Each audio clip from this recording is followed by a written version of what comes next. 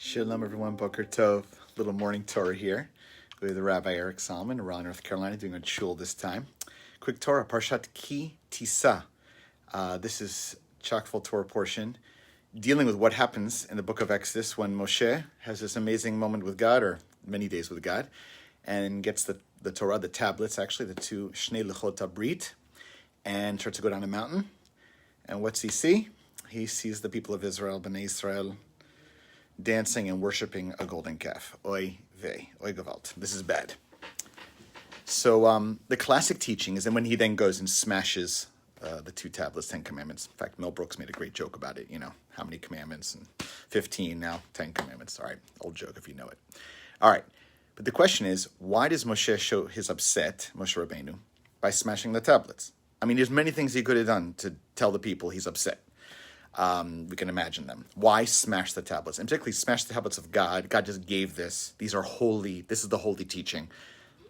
There's many ways to be upset. This is like, in a sense, he sinned in the course of seeing the people sin. So again, the straight read pshat is he just got angry. He was so upset. And that's kind of implied by the text.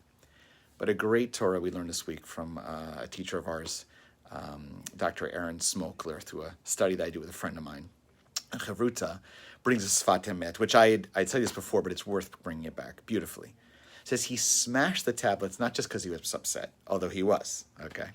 He smashed the tablets because he saw the people sinning. He knew that there was going to be a consequence for their sin.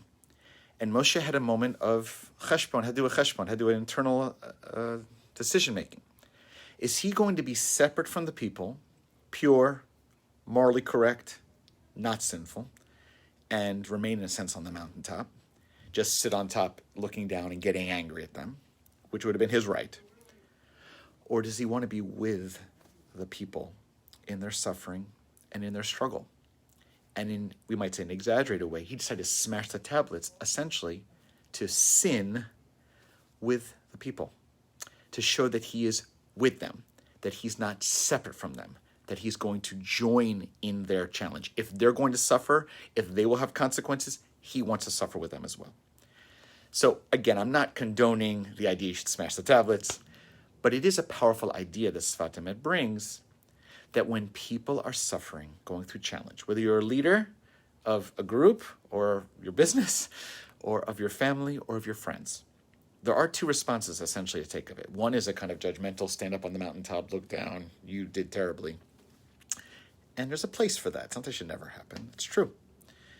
Another one is to be with the person and to struggle with them and to hold their hand. Not to the degree of having to sin with them. I don't know if that's a great way to say it. But to say you're going to sit with people in their struggle. You know, there's the Piasetzner Rebbe, who's a Rebbe of Sedlik, who was killed in the Holocaust, in the Shoah. He had a decision. He could have escaped the ghetto. He was a learned, respected rabbi. He was given opportunities to escape. And he said, no, I'm going to stay with my people. That's what a leader does, is you don't abandon ship on a certain level. That's what Moshe decided. And I invite this to be something we think about in general, just when someone's going through suffering. Put aside the sinful part. When someone's going through suffering, the Hasidic message, the kind of message of comfort is not just to sit back and give advice, not just to stand above, but to be with the person. And that's what Moshe did for us. And that's what made Moshe such an amazing leader. Even though he was so frustrated with us. He didn't say he approved, but he said, I'm going to be with you. I'm going to walk with you. I'm going to hold you. I'm going to suffer with you. And through that, he became the greatest leader that the Torah can imagine. May we take that leadership to note for us. Ki Tisa is not just about the sin of the golden calf. It's Moshe willing to go down in the sin and help the people get past it. That's a great leader. That's a great friend. That's a great partner. Please God, that's a great leader, a rabbi, etc. May we all be those kind of leaders and friends. Wishing you a Shabbat Shalom, a time where hopefully avoid golden calves and smashing tablets and more focus on being on top of the mountain. Shabbat Shalom.